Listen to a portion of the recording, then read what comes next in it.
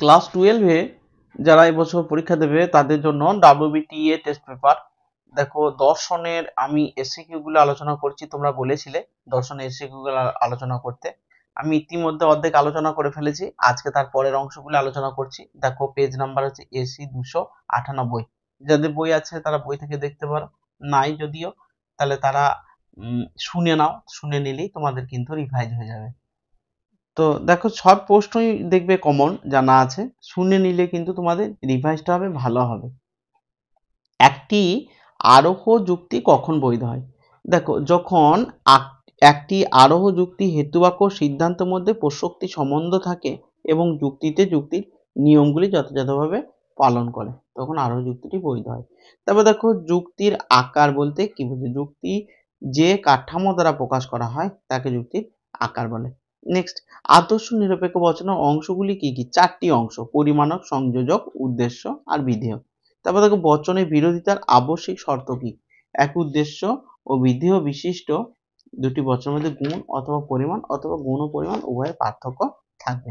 তারপরে দেখো বিপরীত ও বিরুদ্ধ বিরোধিতার মূল পার্থক্য কি?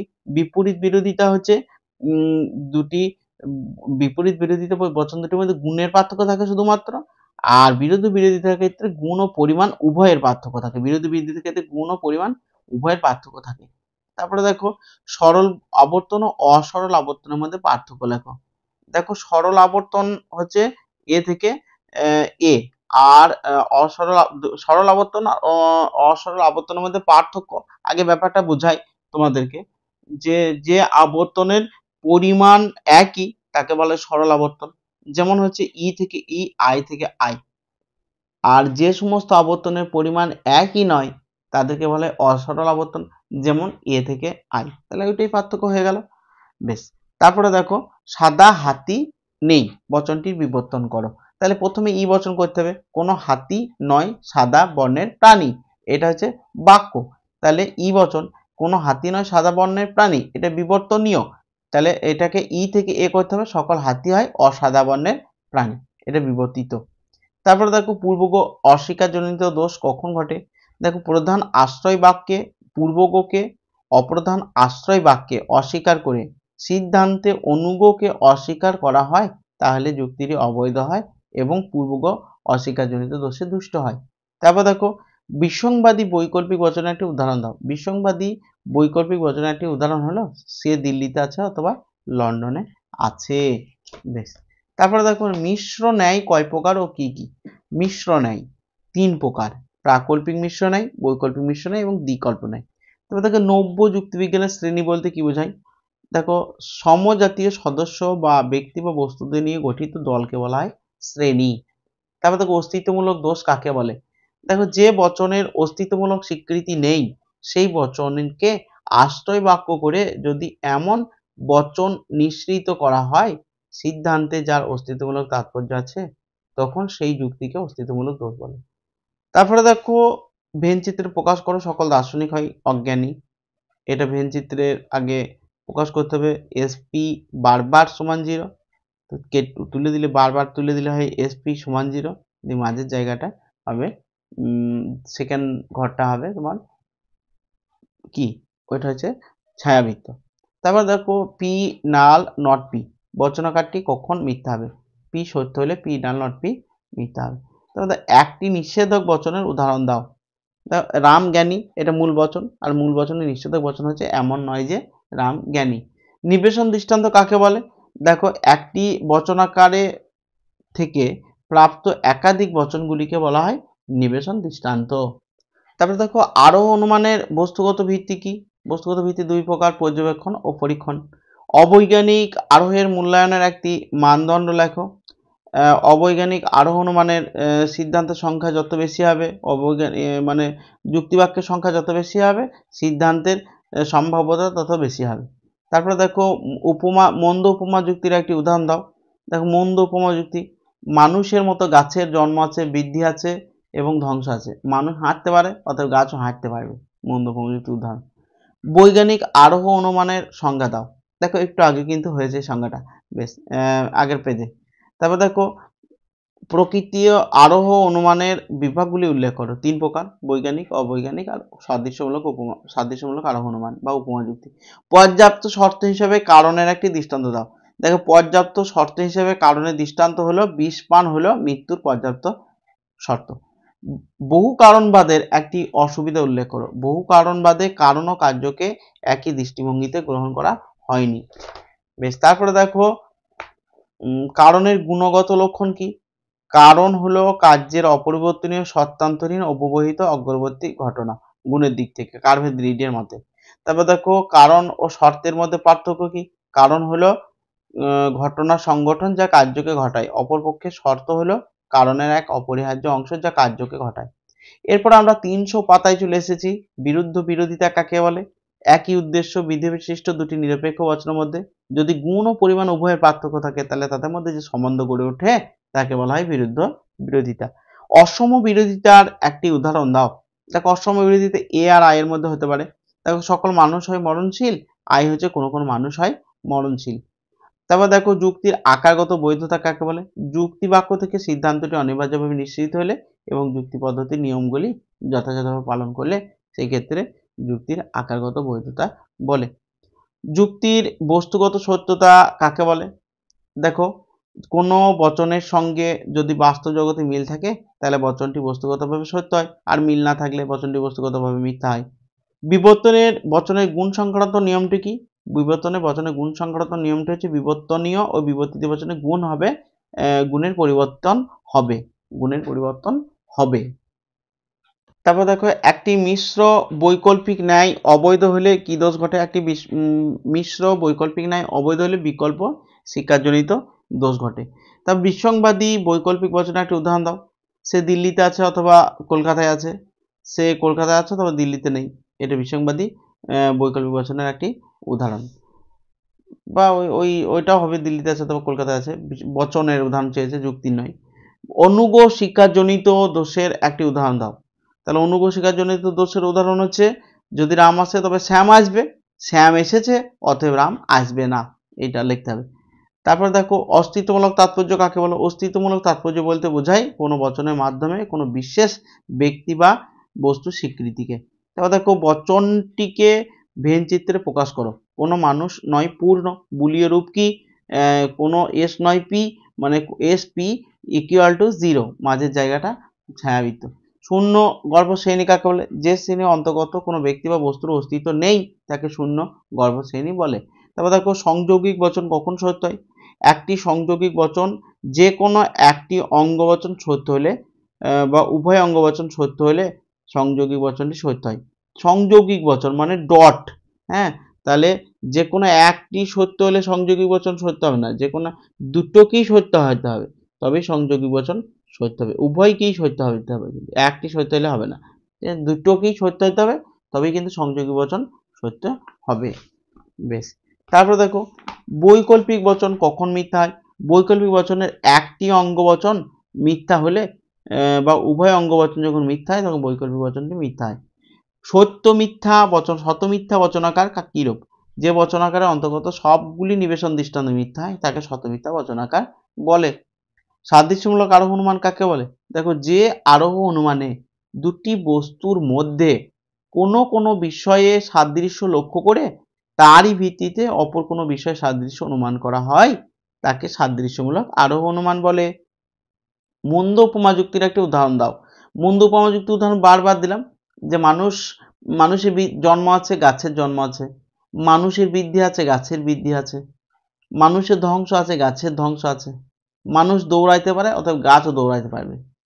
বেশ, তারপরে দেখো আরোহমূলক লাভ কাকে বলে? দেখো, জানা বিশেষ ঘটনা থেকে অজানা সামান্য সত্যে যাওয়াকেই বলা হয় আরোহমূলক লাভ। তারপর দেখো উপমা যুক্তির মূল্যায়নের একটি মানদণ্ড লেখো। উপমা যুক্তির মূল্যায়নের একটি মানদণ্ড হলো উপমা ক্ষেত্রে জ্ঞাত সাদৃশ্যের সংখ্যা যত বেশি হবে উপমা যুক্তির সিদ্ধান্ত সম্ভাব্যতা তত বেশি হবে। কারণের পরিমাণগত লক্ষণ কি? পরিমাণগত দিক থেকে কারণ হলো কার্যের সমান। ঠিক আছে, ওই পৃষ্ঠায় প্রশ্ন ছিল বহু কারণবাদের একটি অসুবিধা হলো কারণের সামান্যীকরণের দ্বারা বহু কারণবাদ ভ্রান্ত বলে প্রমাণিত হয়। আবশ্যিক পর্যাপ্ত শর্তের একটি উদাহরণ দাও। ভিজে কাঠে অগ্নিসংযোগ করা হলো ধূম সৃষ্টির একটি আবশ্যিক পর্যাপ্ত শর্তের উদাহরণ। তারপরে দেখো পরের পেজ 301 পাতা। যুক্তি কাকে বলে? যে ভাষাগত কাঠামোয় এক বা একাধিক বচনকে বাক্য হিসেবে গ্রহণ করে এবং তার উপর ভিত্তি করে একটি নতুন বচন গঠন করা হয় তাকে বলা হয় যুক্তি। অনুমানের সঙ্গে যুক্তি সম্পর্ক কি? অনুমান হলো একটি মানসিক প্রক্রিয়া, অন্যদিকে অনুমানের ভাষায় প্রকাশিত রূপকে বলা হয় যুক্তি। অ্যারিস্টটলের মতে বিরোধিতা কয় প্রকার কি কি? অ্যারিস্টটলের মতে বিরোধিতা দুই প্রকার, বিপরীত বিরোধিতা আর বিরুদ্ধ বিরোধিতা। অসম বিরোধিতার একটি দৃষ্টান্ত দাও। অসম বিরোধিতা এ আর আয়ের মধ্যে হয়। সকল মানুষ হয় মরণশীল, এ আয় হচ্ছে কোনো কোনো মানুষ হয় মরণশীল। কয়েকটি ফল সুস্বাদু সত্য হলে এর বিরুদ্ধ বচনের সত্যমূল্য কি হবে? দেখো বিরোধী বচনটির সত্যমূল্য মিথ্যা হবে। তারপর দেখো বিবর্তনকে অমাধ্যম অনুমান বলা হয় কেন? বিবর্তনের ক্ষেত্রে একটি মাত্র যুক্তিবাক্য থেকে সিদ্ধান্তটি নিশ্চিত হয় বলে বিবর্তনকে অমাধ্যম অনুমান বলা হয়। তারপরে বিরুদ্ধ পদ কাকে বলা হয়? মূল পদের মানে মূল পদ ভিন্ন অন্যান্য পদকে বলা হয় সেই পদের বিরোধী পদ। তারপরে দেখো বিসংবাদী কাকে বলে? দেখো বৈকল্পিক বচনের দুটি বিকল্প একসঙ্গে সত্য হতে পারে না, তাকে বিসংবাদী বলে। তারপরে দেখো পূর্বগ কাকে বলে? প্রাকল্পিক বচনে যদি পরের অংশটিকে বলা হয় পূর্বগ।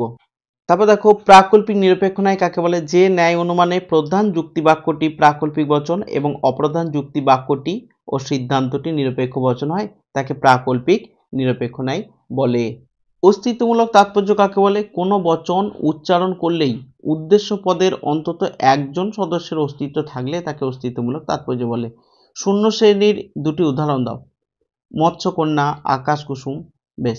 ভেন চিত্রের প্রকাশ করো। কয়েকজন চিকিৎসক দয়ালু। কয়েকজন কোনো কোনো চিকিৎসক দয়ালু। আই বচন মানে হচ্ছে এসপি নট ইকুয়াল টু 0, মাঝে ঘরটা ক্রস চিহ্ন। তারপর দেখো ধ্রুবক কাকে বলে? যুক্তির আকারকে নির্দিষ্টভাবে প্রকাশ করার জন্য যেসব প্রতীককে অপরিবর্তিত রাখতে হয় তাকে ধ্রুবক বলে। এই সংজ্ঞাটা না করে এরকম বলতে পারো যে গ্রাহকের পরিবর্তে যে চিহ্ন ব্যবহার করা হয় তাদেরকে বলা হয় ধ্রুবক। তারপরে দেখো সত্য সারণীর সাহায্যে সত্য মূল্য বিচার করো। এটা সত্য সারণীর সাহায্যে বিচার করতে হবে। বেশ।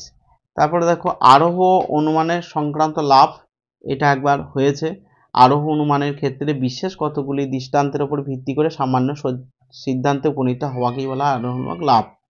পরীক্ষণ কাকে বলে? কোনো কৃত্রিম পরিবেশে সুনিয়ন্ত্রিত ও সুপরিকল্পিতভাবে যখন কোনো বস্তু বা ঘটনাকে উদ্দেশ্য প্রণীতভাবে পর্যবেক্ষণ করা হয় তখন তাকে পরীক্ষণ বলে। তারপর দেখো বৈজ্ঞানিক আরোহ অনুমানে কোন বচন প্রতিষ্ঠা করা হয়? বৈজ্ঞানিক আরোহ অনুমানে সামান্য সংশ্লেষক বচন প্রতিষ্ঠা করা হয়। তারপর দেখো উপমা যুক্তির মূল্যায়নের একটি মানদণ্ড লেখো। উপমা যুক্তির মূল্যায়নের একটি মানদণ্ড হলো সাদৃশ্যের প্রাসঙ্গিকতা। কারণের গুণগত লক্ষণ কি? কারণ হলো কার্যের অপরিবর্তনীয় সত্যান্তরীণ অব্যবহিত অগ্রবর্তী ঘটনা। বৃষ্টি হলো মাটি ভেজার কারণ। বাক্যটিতে কারণ কথাটিকে কি অর্থে ব্যবহার করা হয়েছে? বৃষ্টি হলো মাটি ভেজার কারণ, বাক্যটিতে কারণ কথাটিকে পর্যাপ্ত শর্ত অর্থে ব্যবহার করা হয়েছে। বেশ। তারপরে দেখো বহু কারণবাদ বলতে কি বোঝো? যে মতবাদ অনুসারে বলা হয় যে একই কার্য বিভিন্ন সময় বিভিন্ন কারণের দ্বারা উৎপন্ন হয় সেই মতবাদকে বলা হয় বহু কারণবাদ। এরপরে আমরা চলে আসবো 303 পাতা। যুক্তি কাকে বলে? যে ভাষাগত কাঠামোয় এক বা একাধিক বচনকে বাক্য হিসেবে গ্রহণ করে তার উপর ভিত্তি করে একটি নতুন বচন গঠন করা হয় তাকে বলা হয় যুক্তি। বেশ। তাহলে দেখো আরোহ যুক্তি অবরোহ যুক্তির পার্থক্য লেখো। দেখো অবরোহ যুক্তিতে সিদ্ধান্তটি অনিবার্যভাবে নিঃসৃত হয় আর আরোহ যুক্তিতে সিদ্ধান্তটি অনিবার্যভাবে নিঃসৃত হয় না। তারপর দেখো বিরুদ্ধ বিরোধিতা কাকে বলে? একই উদ্দেশ্য বিধি বিশিষ্ট দুটি নিরপেক্ষ বচনের মধ্যে গুণ অথবা গুণ ও পরিমাণ উভয়ের পার্থক্য থাকলে তাকে বলা হয় বিরুদ্ধ বিরোধিতা। বিরুদ্ধ বিরোধিতার মূল শর্ত কি? তাহলে দেখো উদ্দেশ্য ও বিধিও একই থাকবে এবং গুণ ও পরিমাণ উভয়ের পার্থক্য থাকবে। অসম বিরোধিতার ক্ষেত্রে সত্যতা নিয়ম দুটি লেখো। সামান্য বচন সত্য হলে বিশেষ বচন সত্য হবে, বিশেষ বচন মিথ্যা হলে সামান্য বচন মিথ্যা হবে। ঠিক আছে। মাধ্যম ও অমাধ্যম অনুমানের পার্থক্য। মাধ্যম অনুমানে একটি যুক্তিবাক্য থাকে, অমাধ্যম অনুমানে মাধ্যম অনুমানে একাধিক যুক্তিবাক্য থাকে, অমাধ্যম অনুমানে একটি যুক্তিবাক্য থাকে। ও বচনের আবর্তিত বচনটি হবে আয় বচন। প্রাকল্পিক নিরপেক্ষ ন্যায়ের বৈধতা নিয়মটি লেখো। প্রাকল্পিক নিরপেক্ষ ন্যায়ের বৈধতা নিয়মটি হচ্ছে পূর্বকল্পকে স্বীকার করে অনুকল্পকে স্বীকার করতে হয়। তারপর দেখো অনুগ শিকারজনিত দোষ কখন ঘটে? যখন পূর্বকল্পকে যে প্রাকল্পিক ন্যায়ের ক্ষেত্রে অপ্রধান যুক্তি বাক্যে অনুকল্পকে স্বীকার করে পূর্বকল্পকে অস্বীকার করা হয়, অনুকল্পকে স্বীকার করে পূর্বকল্পকে স্বীকার করা হয়, তখন যুক্তিটি বৈধ হয়, অবৈধ হয় এবং অনুকল্প স্বীকারজনিত দোষে দুষ্ট হয়। ঠিক আছে, বেশ। তারপরে দেখো বিকল্প শিক্ষারজনিত দোষ বা পরিকরণ জনিত দোষের একটি উদাহরণ দাও। বিকল্প শিক্ষারজনিত দোষের একটি উদাহরণ, যদি রাম আসবে অথবা শ্যাম আসবে, শ্যাম না, ফুলটি সাদা অথবা সুগন্ধি, ফুলটি সাদা অথবা ফুলটি সুগন্ধি নয়, এটা বিকল্প পরিগণনজনিত দোষের একটি উদাহরণ। অস্তিত্বমূলক দোষ কাকে বলে? যদি সামান্য বচন থেকে সিদ্ধান্ত গ্রহণ করা হয় তাহলে সেই ক্ষেত্রে অস্তিত্বমূলক দোষ ঘটে। বা এখানে বলা হয়েছে দেখো, যে বচনে অস্তিত্বমূলক স্বীকৃতি নেই সেই বচনকে আশ্রয় বাক্য করে যদি এমন বচন নিশ্চিত করা হয় সিদ্ধান্তে যার অস্তিত্বমূলক তাৎপর্য আছে, সেই যুক্তিকে অস্তিত্বমূলক দোষ বলে। এ বচনে বুলীয় রূপ ও ভেনচিত্র কি হবে? এ বচনে বুলীয় রূপ হবে এসপি বার সমান 0, আর ভেনচিত্র হবে, দেখতে পাচ্ছ এটা, সব মহিলারাই স্নেহশীল। বুলীয় ভাষ্য ও ভেনচিত্র কি হবে? সব মহিলা স্নেহ ও বচন, তাহলে SP bar not equal to 0, তাহলে বাঁ দিকটা হবে ক্রস চিহ্ন। গ্রাহক কাকে বলে? যে প্রতীক চিহ্নের স্থানে আমরা কোনো পদ বা বচন বসাতে পারি তাকে বলা হয় গ্রাহক। সংযোগী বচন কখন সত্য হয়? যখন দুটি সংযোগী সত্য হয় তখন সংযোগী বচন সত্য হয়। বেশ, তারপরে আরেকটু আছে, এগুলো দেখতেই পাচ্ছ। তর্কবিজ্ঞানী, কোন তর্কবিজ্ঞানী অবৈজ্ঞানিক আরোহণমানকে শিশুসুলভ আরোহণমান বলেছেন? দার্শনিক বেকন বলেছেন। বেশ, তারপরে এই দিকটা আরেকটু আছে, দেখে নাও। আর সামান্যই আছে, এগুলো একবার হয়ে গেছে বলে আর বললাম না। ঠিক আছে, এগুলো প্রত্যেকটাই হয়ে গেছে। বহু কারণ সমন্বয় সবই হয়ে গেছে। বেশ, তো আজকে এই ছিল তোমাদের আলোচনা। ভিডিওটি কেমন লাগলো অবশ্যই কমেন্টে জানিও। ভালো থাকো, পরীক্ষা খুব সুন্দর হোক, ভালো হোক। ধন্যবাদ।